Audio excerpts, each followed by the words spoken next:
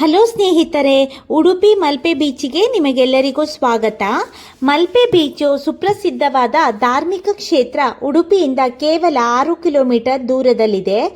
ಕರ್ನಾಟಕದ ಹಲವು ಭಾಗಗಳಿಂದಲೇ ಅಲ್ಲದೆ ವಿವಿಧ ಸ್ಥಳಗಳಿಂದ ಹಾಗೂ ದೇಶ ವಿದೇಶಗಳಿಂದಲೂ ಕೂಡ ಸುಂದರವಾದ ಮಲ್ಪೆ ಬೀಚಿಗೆ ಭೇಟಿ ನೀಡುತ್ತಾರೆ. ಮಲ್ಪೆ ಬೀಚಿನ ಸಮೀಪದಲ್ಲಿ ಬಲರಾಮನ ದೇವಾಲಯ ಹಾಗೂ ಹನುಮಂತೇಶ್ವರ ದೇವಾಲಯವಿದೆ. ಮಲ್ಪೆ ಬೀಚ್ ಕರ್ನಾಟಕ ರಾಜ್ಯದ ಪ್ರಮುಖ ಬಂದರು ಕೂಡ ಒಂದಾಗಿದೆ ಮತ್ತು ಮೀನುಗಾರಿಕೆ ಬಂದರು ಎಂಬ ಹೆಸರನ್ನು ಕೂಡ ಇದು ಪಡೆದಿದೆ. ಈ ಬೀಚಿನ ಸಮೀಪದಲ್ಲಿ ಸೈಂಟ್ ಮೇರೀಸ್ ದ್ವೀಪವಿದೆ. ಇದೊಂದು ಜನಪ್ರಿಯ ಪಿಕ್ನಿಕ್ ಸ್ಪಾಟ್. ಮಲ್ಪೆ ಬೀಚ್ ಹತ್ತಿರ ಪ್ಯಾರಡೈಸ್ ಬೀಚ್ ರೆಸಾರ್ಟ್. ಇದು ಐಷಾರಾಮಿ ಮತ್ತು ಸೌಕರ್ಯಗಳಿಗೆ ತುಂಬಾನೇ ಹೆಸರುವಾಸಿಯಾಗಿದೆ. ಮಲ್ಪೆಯಿಂದ ಶ್ರೀಕೃಷ್ಣ ದೇವಾಲಯವು ಕೇವಲ 6 ಕಿಲೋಮೀಟರ್ ದೂರದಲ್ಲಿದೆ. ಮಲ್ಪೆಯಿಂದ ಲೈಟ್ ಹೌಸ್ 20 ಕಿಲೋಮೀಟರ್ ದೂರದಲ್ಲಿದೆ. ಮಲ್ಪೆಯಿಂದ ಮಂಗಳೂರು ಸುಮಾರು 60 ಕಿಲೋಮೀಟರ್ ದೂರದಲ್ಲಿದೆ. ಮಲ್ಪೆಯ ಪ್ರಮುಖ ಉದ್ಯಮವೆಂದರೆ ಮೀನುಗಾರಿಕೆ. ಮಲ್ಪೆಯು ಉಡುಪಿ ಜಿಲ್ಲೆಯ ಅತಿ ದೊಡ್ಡ ಮೀನುಗಾರಿಕಾ ಬಂದರು ಎಂದು ಕೂಡ ಕರೆಯುತ್ತಾರೆ. ಆರ್ಟಿಸ್ಟ್ ಆದ ಪುರುಷೋತ್ತಮ್ ಅಡ್ವೆ ರಚಿಸಿದ ಮೀನುಗಾರನ ಮಹಿಳೆ ಮತ್ತು ಮಗು ಸೇರಿದಂತೆ ಮೀನುಗಾರ ಕುಟುಂಬದ ಪ್ರತಿಮೆಯು ಸಹ ಇಲ್ಲಿ ಒಳಗೊಂಡಿದೆ. ಇದು ತುಂಬಾನೇ ಫೇಮಸ್ ಕೂಡ. ಈಗ ನಾವು ಮಲ್ಪೆ ಸೀ ವಾಕ್ ಬಗ್ಗೆ ಸ್ವಲ್ಪ ವಿಷಯ ತಿಳ್ಕೊಳ್ಳೋಣ. 27 ಜನವರಿ 2018ರಂದು ಮೀನುಗಾರಿಕೆ, ಯುವ ಸಬಲೀಕರಣ ಮತ್ತು ಕ್ರೀಡಾ ಸಚಿವ ಪ್ರಮೋದ್ ಮಧ್ವರಾಜ್ ಅವರು ಈ ಮಲ್ಪೆ ಸೀ ವಾಕ್ ಅನ್ನು ಉದ್ಘಾಟಿಸಿದರು. ಉಡುಪಿಯಲ್ಲಿ ಫೇಮಸ್ ಫಿಶ್ ಹೋಟೆಲ್ ಅಂತ ಹೇಳಿದ್ರೆ ಅದು ತಿಮ್ಮಪ್ಪ ಹೋಟೆಲ್. ಇಲ್ಲಿ ತುಂಬಾನೇ ಕ್ಯೂ ಇರುತ್ತೆ. ಎಲ್ಲರದು ಹೆಸರು ಬರ್ಕೊಂಡು ಒಬ್ಬೊಬ್ಬರನ್ನಾಗೆ ಬಿಡ್ತಾರೆ. ಹಾಗೆ ಮಂಗಳೂರಿಗೆ ಏನಾದರೂ ನೀವು ಹೋದರೆ ಆ ಮಂಗಳೂರಿನಲ್ಲಿ ಫೇಮಸ್ ಫಿಶ್ ಹೋಟೆಲ್ ಅಂತ ಹೇಳಿದ್ರೆ ಅದು ಮಚ್ಲಿ. ಇಲ್ಲಿ ತುಂಬ ವೆರೈಟಿ ಆಫ್ ಫುಡ್ಸು ನಿಮಗೆ ಫಿಶ್ ಮೀಲ್ಸು ಸಿಗುತ್ತೆ.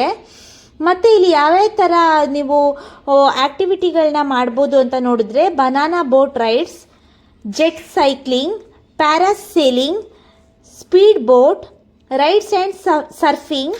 ಇಲ್ಲಿ ಹಾರ್ಸ್ ವಾಕ್, ಹಾರ್ಸ್ ರೈಡ್ ಹಾಗೆ ಕ್ಯಾಮಲ್ ರೈಡ್ ಕೂಡ ಮಾಡ್ಬೋದು.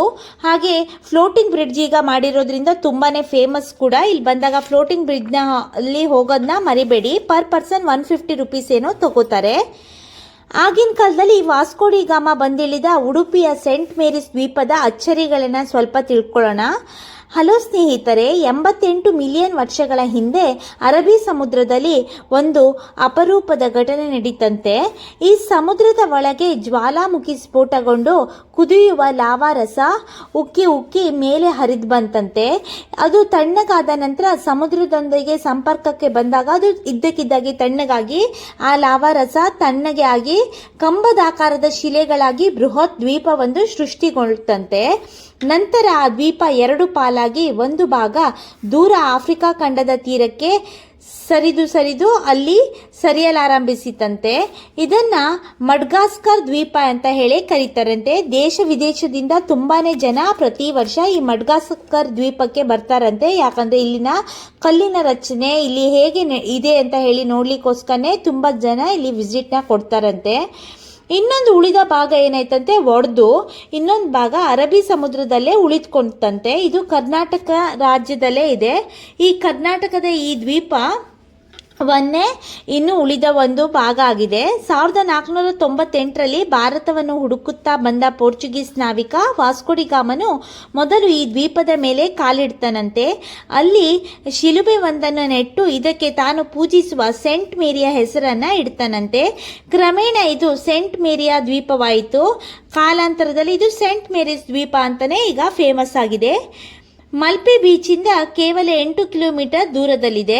ಕರ್ನಾಟಕದ ರಾಜ್ಯದ ಕೇವಲ 4 ವೈಜ್ಞಾನಿಕ ಸ್ಮಾರಕಗಳಲ್ಲಿ ಸೆಂಟ್ ಮೇರೀಸ್ ದ್ವೀಪವು ಒಂದು ಹಾಗೂ ದೇಶದ 26 ಭೂವೈಜ್ಞಾನಿಕ ಸ್ಮಾರಕಗಳಲ್ಲಿ ಒಂದು ಎಂದು ಭಾರತೀಯ ಭೂವೈಜ್ಞಾನಿಕ ಇಲಾಖೆಯು ಇದನ್ನು ಘೋಷಿಸಿದೆ.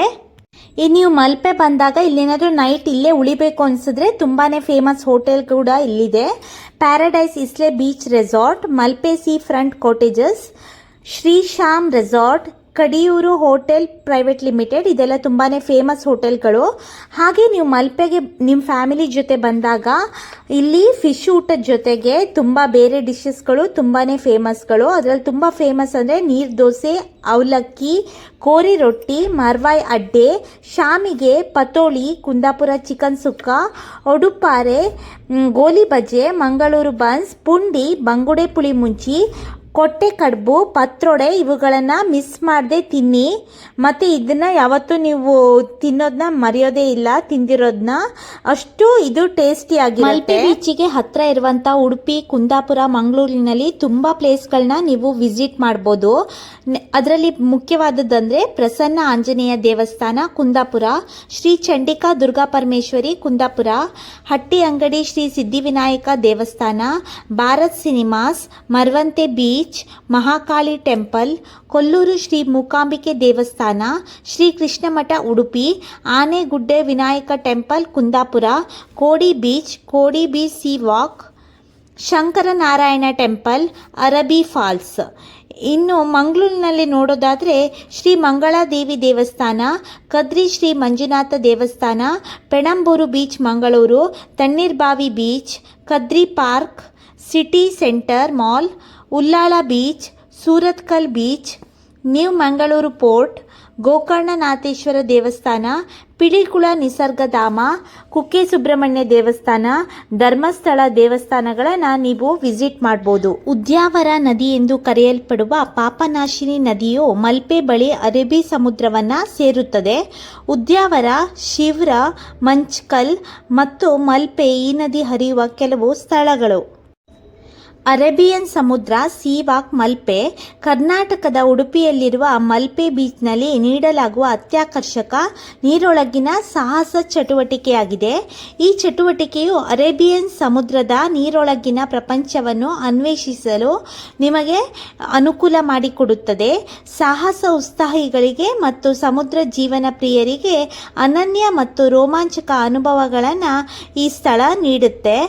ನಿಮಗೆ ಈ ವಿಷಯಗಳು, ಈ ಮಾಹಿತಿಗಳು ಇಷ್ಟವಾದಲ್ಲಿ, ಈ ವಿಡಿಯೋ ಏನಾದರೂ ನಿಮಗೆ ಇಷ್ಟ ಆದಲ್ಲಿ ಪ್ಲೀಸ್ ಲೈಕ್ ಮಾಡಿ, ಶೇರ್ ಮಾಡಿ, ಸಬ್ಸ್ಕ್ರೈಬ್ ಮಾಡಿ. ನೀವು ಮಂಗಳೂರಿಗೆ ಬಂದಾಗ ಮಲ್ಪೆ ಬೀಚಿಗೆ ವಿಸಿಟ್ ಕೊಡೋದನ್ನು ದಯವಿಟ್ಟು ಮರಿಬೇಡಿ. ಮತ್ತು ನೀವೇನಾದರೂ ಈ ಚಾನಲಿಗೆ ಹೊಸಬ್ರಾಗಿದ್ದರೆ ಪ್ಲೀಸ್ ಬೆಲ್ ಐಕಾನನ್ನು ಪ್ರೆಸ್ ಮಾಡೋದನ್ನು ದಯವಿಟ್ಟು ಮರಿಬೇಡಿ. Thank you. ಹಾಗೆ ನೀವು ನಿಮ್ಮ ಫ್ಯಾಮಿಲಿಯೊಂದಿಗೆ ಒಮ್ಮೆ ಮಂಗಳೂರು, ಕುಂದಾಪುರ, ಉಡುಪಿ ಈ ಪ್ಲೇಸ್ಗಳಿಗೆ ಬರೋದನ್ನು ದಯವಿಟ್ಟು ಮರಿಬೇಡಿ. ಬಂದಾಗ ತಿಮ್ಮಪ್ಪ ಹೋಟೆಲ್ ಕುಂದಾಪುರ ಹಾಗೆ ಮಂಗಳೂರಿನಲ್ಲಿ ಮಚಲಿ ಎಂಬ ಫಿಶ್ ಹೋಟೆಲಿಗೆ ಬರೋದನ್ನು ದಯವಿಟ್ಟು ಮರಿಬೇಡಿ. ಹಾಗೆ ಇಲ್ಲಿನ ಪ್ಲೇಸು ಜೊತೆಗೆ ಇಲ್ಲಿನ ಆಹಾರ, ಖಾದ್ಯ ತಿನಿಸುಗಳನ್ನು ತಿಂದು ಎಂಜಾಯ್ ಮಾಡಿ ಅಂತ ಹೇಳ್ತಾ ಈ ವಿಡಿಯೋ ಇಷ್ಟ ಆದಲ್ಲಿ ಪ್ಲೀಸ್ ಲೈಕ್ ಮಾಡಿ. Thank you.